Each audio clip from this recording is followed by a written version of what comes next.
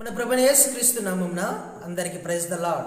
నేడు హెబ్రోను క్యాలెండర్ వాగ్దానము కీర్తన గ్రంథము 32వ అధ్యాయము 11వ వచనము. నీతిమంతులారా యెహోవాను బట్టి సంతోషించుడి, ఉల్లాసించుడి, యథార్థ హృదయులారా మీరందరూ ఆనందగానము చేయుడి. ఈ ఉదయకాల సమయంలో దేవుడు మన కొరకే సిద్ధపరిచినటువంటి వాగ్దానము. ఈ అధ్యాయము దావీదు గారు రచించినటువంటి అధ్యాయం. గడిచిన కాలమంతయు దేవుడు కంటికి కనుపాప వలె కాచి కాపాడుతూ వచ్చాడు. దేవుడు నెల దినములు తన యొక్క ఆరోగ్యకరమైనటువంటి రెక్కల నీడలో భద్రపరుస్తూ వచ్చాడు. ఈరోజు ఆదివారం యథార్థమైనటువంటి హృదయముతో ఆరాధన చేయాలి. ఆత్మతో సత్యముతో ఆరాధన చేసేటువంటి వారముగా ఉండాలి. అందుకని ఇక్కడ యథార్థ హృదయులారా మీరందరూ ఆనందగానము చేయండి. ఎవరు ఆనందముగా ఉండగలుగుతారండి?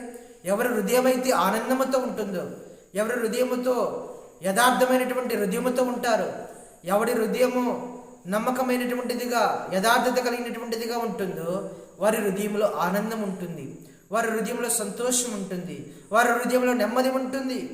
యథార్థమైనటువంటి ఆరాధన చేసేటువంటి వారముగా ఉండాలి. అందుకని ఆనందగానములు చేసేటువంటి వారముగా ఉంటాం. ఇక్కడ మనం చూస్తే యోహాను సువార్త 4వ అధ్యాయంలో సమరయ స్త్రీ కనబడుతూ ఉంటుంది. ఎప్పుడైతే తన పాపము నుంచి వైదొలుగుతూ వచ్చిందో, తన పాపను ఒప్పుకొని తన పాపమును దేవుని పాదాల దగ్గరికి వచ్చి ఒప్పుకొని విడిచిపెడుతూ వచ్చిందో ఆనందమే ఆనందము, తన జీవితంలో ఆనందము. ఆమె బయటికి వెళుతూ సంతోషముతో ఆనందముతో బయటికి వెళుతూ వచ్చింది. తన కొనని విడిచిపెట్టి తనకు బ్రతుకంతటిని ఒప్పుకొని విడిచిపెట్టి బయటికి వెళ్ళి ఆనందముతో అనేక మందిని దేవుని సన్నిధికి తీసుకుని వచ్చింది.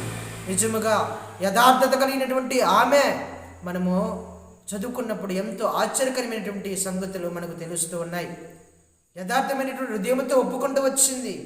తన హృదయము ఆనంద గానంతో నింపబడుతూ వచ్చింది. మన జీవితంలో కూడా ఎప్పుడైతే పాపభారము తొలగిపోతూ ఉంటుందో, ఎప్పుడైతే పాపము మన హృదయంలో నుంచి తొలగిపోతూ ఉంటుందో అప్పుడు మన హృదయము ఆనంద గానములతో నిండిపోతూ ఉంటుంది. చూడండి, నిజముగా ఆరాధించేవారుగా ఉంటారు, నిజముగా దేవుని కీర్తించేవారుగా ఉంటారు, నిజముగా దేవుని మహిమపరిచేవారుగా ఉంటారు. పాపముతో ఉంటే వారి హృదయములు, వారి పెదవులు ఆనందం ఉండదు, సంతోషం ఉండదు, నెమ్మది ఉండదు. ఎప్పుడు విచారముగా ఆలోచన కలిగినటువంటి వారుగా, పాపము కలిగినటువంటి జీవితము కలిగినటువంటి వారుగా ఉంటారు. ఎంతో దుఃఖకరమైనటువంటి పరిస్థితులు. ఈ ఉదయకాల సమయంలో మనము యథార్థమైనటువంటి ఆరాధన చేసే వారముగా ఉండాలి, యథార్థ హృదయము కలిగినటువంటి వారముగా ఉండాలి. నీతిమంతులారా యెహోవాను బట్టి సంతోషించుడి, ఉల్లాసించుడి. దేవుని బట్టి సంతోషం ఉండాలి, దేవుని బట్టి ఉల్లాసం ఉండాలి. మన దేవుడు మన జీవితంలో సంతోషాన్ని ఇస్తూ వచ్చాడు, మన దేవుడు మన జీవితంలో ఉల్లాసాన్ని నింపుతూ వచ్చాడు. మన దేవుని బట్టే సంతోషము, మన దేవుని బట్టే సమాధానము, మన దేవుని బట్టే వెలుగు, మన దేవుని బట్టే ఆదరణ, నెమ్మది. మన దేవుడే.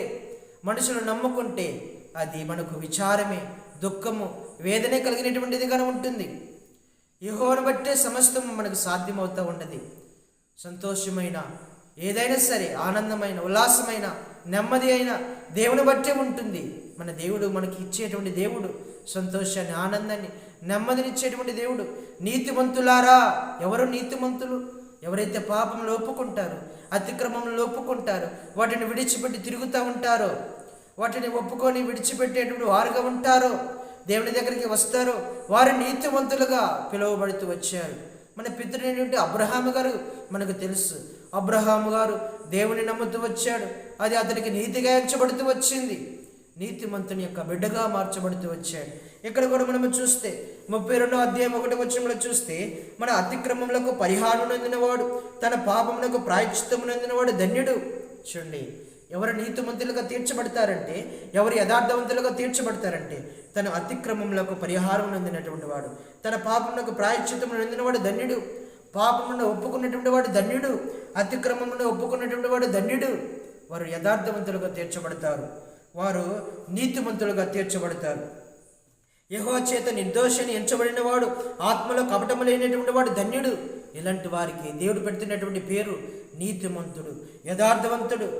యెహోవా చేత నిర్దోషి అని ఎంచబడినటువంటి వాడు ధన్యుడు, ఆత్మలో కపటము లేనటువంటి వాడు ధన్యుడు. ఆత్మలో కపటము లేనటువంటి వాడు ధన్యుడు. ఆత్మలో పాపము, ఆత్మలో దూషణ, ఆత్మలో చీకటి, వీటన్నిటిని తొలగించుకున్నటువంటి వాడు ధన్యుడు. అప్పుడు నీతిమంతుడుగా తీర్చబడతాడు, యథార్థవంతుడుగా తీర్చబడతాడు. తర్వాత దీవారాత్రులు నా చెయ్యి నా మీద బరువుగా ఉండెను, నీ చెయ్యి నా మీద బరువుగా ఉండెను, నా సారము వేసవి కాలమున ఎండినట్టాయను. దేవుని చెయ్యి తన మీద బరువుగా ఉంటూ వచ్చింది. తన పాపములు ఎప్పుడైతే ఒప్పుకుంటూ వచ్చాడో, అతిక్రమంలో ఒప్పుకుంటూ వచ్చాడు, తన ఆత్మలో పాపమును తీసివేసుకుంటూ వచ్చాడు, అప్పుడు ధన్యుడిగా జీవిస్తూ వచ్చాడు. దేవుని చెయ్యి మన మీద ఉంటే అది మనము మొయ్యలేము. యెహోవా చేతులు పడుట బహు భయంకరము. కాబట్టి మనము నీతిమంతులుగా తీర్చబడుతూ వచ్చాము, యథార్థమంతులుగా తీర్చబడతాము. ఇప్పుడు మనము ఈ ఆదివారమున ఆత్మతో, సత్యముతో, యథార్థమైనటువంటి హృదయముతో, నీతి కలిగినటువంటి జీవితముతో ఆరాధించే వారముగా, స్తుతించేటువంటి వారముగా ఉండాలి. దేవుడు పిలుపు మేరకు, మనం ఆశించినటువంటి కోరిక మేరకు మనం అలాగ జీవించే వారముగా ఉండాలి. నీవు నా పాప దోషమును పరిహరించి ఉన్నావు. దేవుడు పాపములన్నిటినీ తీసివేస్తూ వచ్చాడు, తన దోషములన్నిటినీ తీసివేస్తూ వచ్చాడు, ఒప్పుకుంటూ వచ్చాడు. నేను నీ ఎదుట నా పాపను ఒప్పుకొంచుని అంటూ ఉన్నాడు దావీదు గారు. పాపను ఒప్పుకుంటూ వచ్చాడు, తద్వారాగా ప్రాయశ్చిత్తము కలుగుతూ వచ్చింది, తద్వారాగా ఆత్మలో తన యొక్క జీవితము మార్చబడుతూ వచ్చింది, ధన్యత కలిగినటువంటి జీవితముగా మార్చబడుతూ వచ్చింది. తద్వారాగా నీతిమంతుడుగా, యథార్థవంతుడిగా తీర్చబడుతూ వచ్చాడు, ఎంతగానో ఆరాధికుడిగా మార్చబడుతూ వచ్చాడు. దేవుని యొక్క సంతోషమును, ఉల్లాసమును, దేవుని యొక్క ఆనందమును పొందుకొని ఆరాధిస్తున్నటువంటి వాడుగా, స్తుతిస్తున్నటువంటి వాడుగా ఉన్నాడు. చూడండి, ఇక్కడ మనం చూస్తే 8వ వచనంలో, నీ ఉపదేశము చేసేదేవో, నీవు నడవలసిన మార్గము నాకు బోధించము. నువ్వు నడవలసినటువంటి మార్గమును నీకు బోధిస్తాను అంటున్నాడు. నీకు ఉపదేశము చేసి నువ్వు నడవవలసినటువంటి మార్గమును నీకు బోధిస్తాను. మన దేవుడు మనకు ఉపదేశము చేసేటువంటి దేవుడు, నడవవలసినటువంటి మార్గంలో నడిపించేటువంటి దేవుడు, మనకు బోధించేటువంటి దేవుడు. నీ మీద దృష్టి ఉంచి నీకు ఆలోచన చెప్పేదను. చూడండి, దేవుడు తన బిడ్డలను నీతిమంతులుగా తీర్చి, యథార్థవంతులుగా తీర్చి ఆలోచన చెబుతాడు. ఎలాగ నడవాలో, ఎలా వెళ్ళాలో, ఏ విధంగా ఉండాలో ప్రతి దాని విషయంలో గైడెన్స్ ఇస్తాడు. దేవుడు నడిపిస్తాడు, దేవుడు బలపరుస్తాడు. ఇలాగా మనము దేవుని యొక్క మార్గంలో ఉన్నటువంటి వారముగా ఉండాలి. ఇక్కడ మనము చూస్తే భక్తిహీనులకు అనేక వేదనలు కలుగుచున్నవి, యెహోవా యందు నమ్మిక ఉంచు వారిని కృప ఆవరించి ఉన్నది. నీతిమంతులారా, యెహోవాను బట్టి సంతోషించుడి, ఉల్లాసించుడి. యథార్థ హృదయులారా, మీరందరూ ఆనందగానము చేయండి.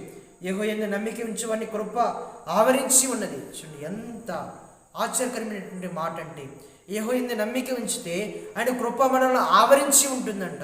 ఆయన కృప ద్వారానే, ఆయన కృప వరము చేతనే మనం రక్షించబడుతూ వచ్చాము, మారు మనసు పొందుతూ వచ్చాము, బాప్తిస్ము తీసుకుంటూ వచ్చాము. ఇప్పుడు నీతిమంతులుగా తీర్చబడుతూ వచ్చాము, యథార్థ హృదయములుగా తీర్చబడుతూ వచ్చాము. ఈ యొక్క ఆరాధనలో యథార్థమైనటువంటి వారముగా, నీతి కలిగినటువంటి వారముగా ఉండి దేవుణ్ణి నమ్మకమైనటువంటి వారముగా, ఆరాధించే వారముగా, స్తుతించే వారముగా ఉండాలి. మన పాపములను ఒప్పుకొని విడిచిపెట్టి ప్రభుని యేసుక్రీస్తు వారిని హృదయమారా ఆరాధించే వారముగా ఉండాలి. అప్పుడు మన హృదయంలో ఆనందము, సంతోషము పులకరించిపోయేదిగా, ఉల్లాసముతో గంతులేసేటువంటిదిగా ఉంటుంది. ఇలాంటి హృదయము యథార్థత కలిగినటువంటి హృదయముగా ఉంటుంది. ఎవరి హృదయములో పాపము ఒప్పుకోకుండా పాపముతో ఉంటారో వారి హృదయం విచారముగా ఉంటుంది, పాపంతో నిండిపోయినటువంటిదిగా ఉంటుంది. దుఃఖము, వేదన, చింత క్రాంతులుగా ఉండిపోయినటువంటి వాడుగా ఉంటాడు. సరైనటువంటి ఆరాధన చేయలేరు, సరైనటువంటి మారు మనసు కలిగినటువంటి వారుగా ఉండడు, పశ్చాత్తాపం కలిగినటువంటి వారుగా ఉండరు.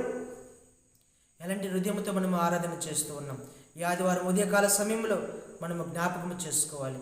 మన హృదయము ఎలాగ ఉండాలి? యథార్థతగా ఉండాలి, నీతిగా ఆరాధన చేయాలి. అప్పుడు మనము చేస్తున్నటువంటి ఆరాధన దేవునికి సువాసనగా ఉంటుంది. ఇట్టి ఆరాధన దేవుడు అంగీకరించిన గాక. ఇలాగా దేవుడు మనందరం బలపరిచి నడిపించిన గాక. ప్రార్థన చేసుకుందాం. పరిశుద్ధుడా, ప్రేమగల తండ్రి, మీ దయగల నామని బట్టి వందనాలు, స్తోత్రాలు. మీ యొక్క పునరుద్ధాన దినములు ఆదివారంలో ప్రభువా నీతిగా, యథార్థముగా ఆరాధన కోరుకుంటూ వచ్చారు. యథార్థమైనటువంటి హృదయముతో ఆరాధన చేసేవారముగా మమ్మల్ని సిద్ధపరచండి ప్రభువా. మా పాపను ఒప్పుకొని విడిచిపెట్టి సంపూర్ణమైనటువంటి రక్షణ అనుభవంలోనికి వచ్చి మిమ్మల్ని ఆరాధించే భాగ్యం స్తుతించే భాగ్యం మాకు దయచేయమని ప్రార్థన చేస్తూ ఉన్నాం. దేవా, ప్రతి ఒక్కరిని ఇలాగా ఆనందములతో నింపుతూ రమ్మని ప్రభా, మీ యొక్క ఉల్లాసముతో, మీ అందు సంతోషముతో నింపుతూ రమ్మని, మా జీవితంలో సంతోషముతో, ఆనందముతో కేవలం మిమ్మల్ని ఆరాధించడం వలనే ఇది సాధ్యమవుతుంది. మీ కృప మమ్మల్ని ఆవరిస్తూ వచ్చింది ప్రభా.